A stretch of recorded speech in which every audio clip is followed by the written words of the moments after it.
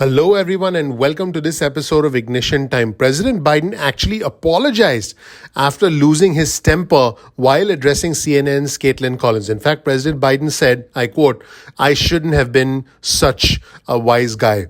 Welcome to this episode of Ignition Time, where President Biden essentially lost his temper over a question related to the Russian dictator Putin.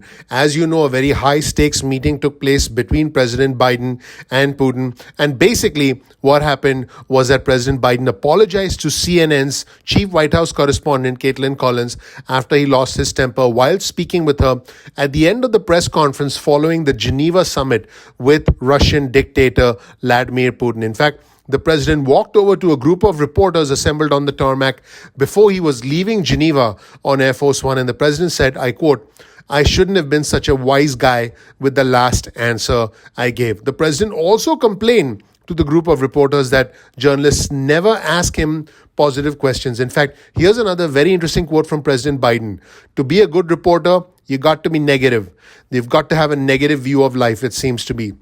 So what actually happened? Well, the president actually grew angry with Collins earlier when she asked him why he was confident Putin would change his behavior following the meeting, to which the president responded. And by the way, he was actually walking away when this question was thrown at him, and the president walked back and had this rather interesting and unusual exchange with Caitlin Collins. President Biden said this, I quote, "Where the what do you do all the time? When did I say I was confident? What I said was, let's get it straight. I said, what will change their behavior is if the rest of the world reacts to them and it diminishes their standing in the world. I'm not confident of anything. I'm just stating a fact."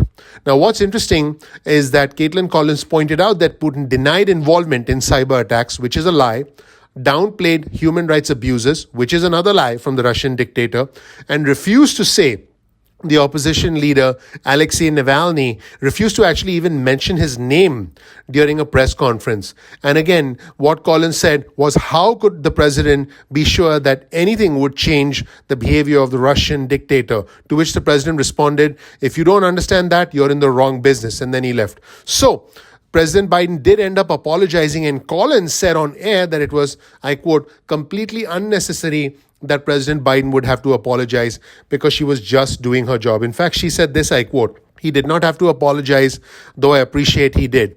And in fact, Collins said this. She was asking the president a question does not mean it has a negative slant or a positive slant. Well, folks, this is good publicity, I gotta be honest, for CNN if the president of the United States gets into a tiff with a reporter, and it's definitely an added spotlight for Caitlin Collins. But the bottom line is this. Caitlin Collins said this, "It is simply a way to get into the president's mindset of how he is viewing something."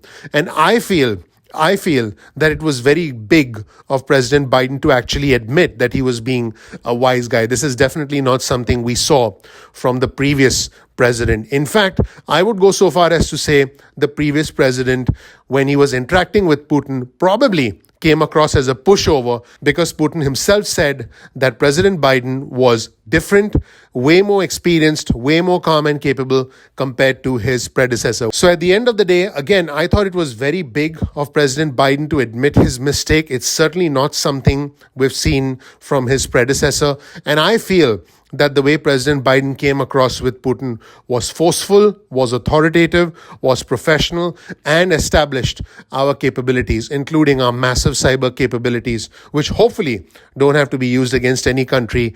But President Biden did tell Putin that, hey, we have significant cyber capabilities and we'll use them if needed. In fact, let's take a look at this entire situation. Let's take a look at the exchange that took place between President Biden and Caitlin Collins and the apology from President Biden on the tarmac just as he was leaving Geneva and boarding Air Force One. Let's see this entire segment. Highly unusual. Let's take a look. Let's watch. Why are you so confident he'll change his behavior, Mr. President? Yeah, I'm not confident changing behavior. What the hell? What do you do all the time? So when did I say I was confident? You said in the next 6 months you'll be able to determine. What I said was, let's get it straight. I said what will change their behavior is if the rest of the world reacts to them and it diminishes their standing in the world. I'm not confident of anything. I'm just stating the fact. But given his past behavior has not changed, and in that press conference after sitting down with you for several hours, he denied any involvement in cyber attacks. He downplayed human rights abuses. He even refused to say Alexei Navalny's name. So how does that account to a constructive meeting as President Putin? You don't understand that. You're in the wrong business. It's pretty unusual for the president actually to walk back and speak to that press pool. In this particular case, he decided to do so, and he spent some quality time trying, in his words, to clean up something that happened. He wanted to apologize for what he said at the end of the news conference as he was leaving, and our own Caitlin Collins was asking him some questions. Let me bring Caitlin in.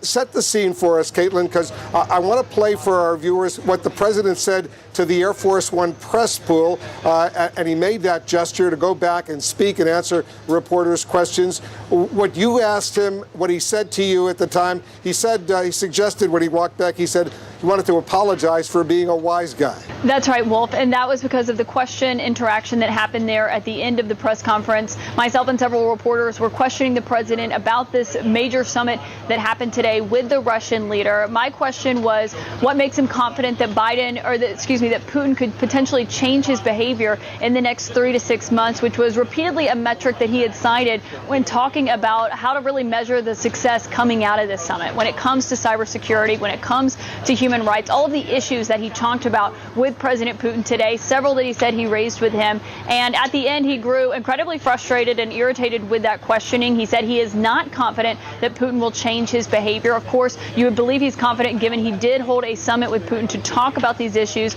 because the White House said they wanted to get a good indicator of where the U.S.-Russia relationship could be going forward from here. At the end, he did not like that line of questioning. He then left and went to the airport, where then he made these comments to the reporters standing there. I owe my last question an apology. I shouldn't have been such a wise guy with the last answer I gave.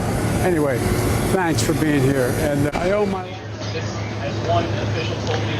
So, Wolf, there he is apologizing for the way he responded to my question. That is completely unnecessary from the president. He did not have to apologize, though I do appreciate that he did there in front of the other reporters as he was about to get on Air Force One to go back to Washington. When I was asking him that question, Wolf, I was just doing my job, which is to question the president, regardless if they are a Democrat or a Republican. And asking the president a question does not mean it has a negative slant or a positive slant. It is simply a way to get into the president's mindset of how he is viewing something. Something as major as a meeting with a world leader who has interfered in U.S. elections, jailed his political opponents, dismissed human rights as he did at a press conference here in Geneva just earlier today. And so I do appreciate the president's apology, but it is not necessary because, of course, it is just our job to ask the president questions. That's the business that we are in. And, of course, we just want to get answers so then people can find out what the president's mindset is, why he makes the decisions that he makes, whether it's foreign, domestic, or anything related to the presidency, Wolf. That was the exchange, everyone. Let me know what you think about this in the comments section below.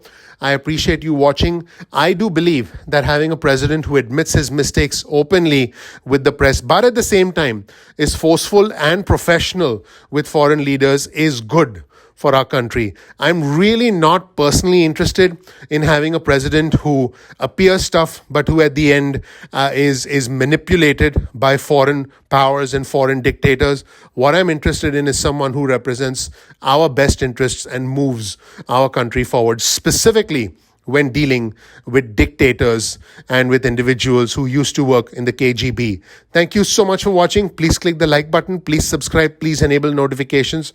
I want you to know that I greatly appreciate you. We work hard on this channel every single day to bring you the latest news related to the country, the economy, as well as our money.